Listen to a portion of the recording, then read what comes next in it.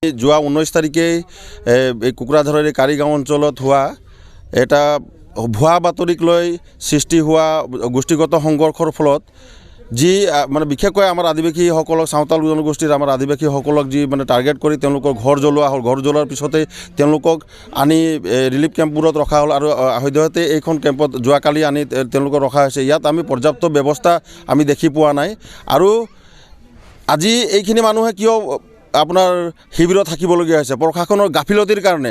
তেওঁলোকে 19 তাৰিখে হোৱা এই উৰা বাতৰিৰ ফলত হোৱা এটা হত্যাকাণ্ডৰ যদি তেওঁলোকে উপযুক্ত যদি ব্যৱস্থা গ্ৰহণ কৰিলেহেঁতেন 20 তাৰিখে নিশ্চয় আমাৰ আদিবাসীসকলৰ ঘৰ জ্বলাব নোৱাৰিলেহেঁতেন। তেওঁলোকে পৰ্যাপ্ত প্ৰশাসনে পুলিচৰ বা মিলিটাৰীৰ ব্যৱস্থা নকৰাৰ কাৰণে এই ঘৰবোৰ জ্বলোৱা হ'ল। আৰু বিশেষকৈ প্ৰতিবাদৰ নামত কেনেকুৱা ধৰণৰ প্ৰতিবাদৰ নামত যদিহে মানুহৰ ঘৰ জ্বলোৱা হয়, এইটো কেনেকুৱা ধৰণৰ প্ৰতিবাদ, সেইটো কেনেকুৱা গণতান্ত্ৰিক আন্দোলন? তেনেকুৱা গণতান্ত্ৰিক আন্দোলন কৰিবলৈ কোনবোৰ মানুহে কোন প্ৰশাসনে তেওঁলোকক মানে পাৰ্মিশ্যন দিছিলে যাৰ প্ৰতিবাদৰ নামত তেওঁলোকে আমাৰ আদিবাসীসকলৰ ঘৰ জ্বলালে?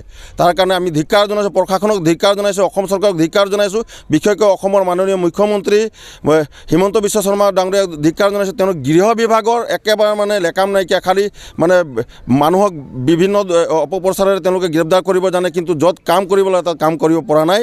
আমি তাৰ কাৰণে ধিক্কাৰ জনাইছোঁ। আৰু ইয়াত আমাৰ নিৰীহ মানে নিৰ্দোষী আদিবাসী ব্যক্তিসকলক তেওঁলোকে 19 তাৰিখে ৰাতি 12টা বজাৰ পিছত উঠাই লৈছে, মাজৰাতি উঠাই লৈছে, কিন্তু ঘৰ জ্বলোৱা সেইসকল ব্যক্তিক তেওঁলোকে কি কৰিছে ব্যৱস্থা?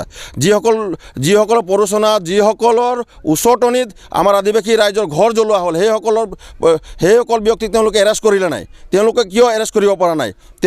তেওঁলোককো এৰেষ্ট কৰক আৰু তেওঁলোকে দৃষ্টান্তমূলক শাস্তি প্ৰদান কৰক। আৰু যিসকল নিৰ্দোষী আদিবাসী ব্যক্তিক আধা ৰাতি ঘৰৰ পৰা উঠাই তেওঁলোকে জেল হাজতত প্ৰেৰণ কৰিছে, তেওঁলোকক অতি শীঘ্ৰে আমি ৰিলিজ কৰিবৰ কাৰণে দাবী জনাইছোঁ। লগতে আমি শুনিবলৈ পাইছোঁ যোৱাকালি আহি এই গৃহহাৰাসকলক যিসকলক ঘৰ জ্বলাই দিয়া হ'ল তেওঁলোকক অসম চৰকাৰৰ মন্ত্ৰী জয়ন্ত মল্ল বৰুৱাই আহি 50,000 টকাৰ চেক প্ৰদান কৰিছে। তেওঁলোক চেক 50,000 টকা দিলে 50,000 টকা ঘৰ বনাব পাৰে নেকি? তেওঁলোকৰ আণ্ডাৰত বিভিন্ন আঁচনি আছে, তেওঁলোকে সেই হেৰিৰ যোগেদি তেওঁলোকে আঁচনিবোৰৰ যোগেদি কিয় ভালকৈ ঘৰ বনাই দিব পৰা নাই?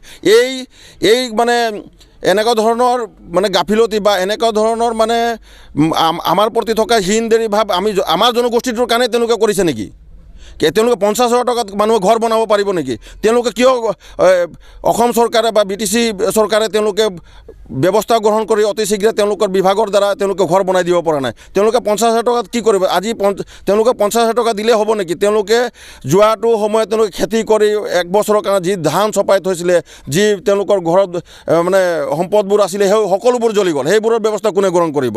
গতিকে আমি অসম চৰকাৰক আবেদন জনাইছোঁ বা আমি দাবী জনাইছোঁ যে তেওঁলোকে এইসকল গৃহহাৰা হোৱা যিসকলৰ ঘৰ জ্বলোৱা হ'ল সেইসকলৰ ঘৰ অতি শীঘ্ৰে পকা ঘৰ বনাই দিব লাগিব। আৰু তেওঁলোকৰ যিবোৰ সম্পদ নষ্ট হৈছে সেইবোৰ সম্পদ তেওঁলোকক দিব লাগিব। আৰু অহা 1 বছৰৰ কাৰণে তেওঁলোকৰ খোৱা বোৱাৰ সকলো যোগান তেওঁলোকে কৰি দিব লাগিব। আৰু লগতে যিসকল আমি ইয়াত গম পাইছোঁ বহুতো ছাত্ৰ ছাত্ৰীৰ কিতাপ জ্বলাই দিয়া হ'ল, বহুতৰ চাৰ্টিফিকেট জ্বলাই দিয়া হ'ল, সেইবোৰৰ ব্যৱস্থা কোনে গ্ৰহণ কৰিব? আমি বেংকৰ পাছবুক জ্বলাই দিয়া বুলি গম পাইছোঁ, সেইবোৰ গোটেইখিনি বস্তু জ্বলি চাৰখাৰ হৈ গ'ল। তো সেইবোৰৰ কাৰণে কোনে ব্যৱস্থা গ্ৰহণ কৰিব লাগিব? নিশ্চয় BTC চৰকাৰ আৰু অসম চৰকাৰে কৰিব লাগিব।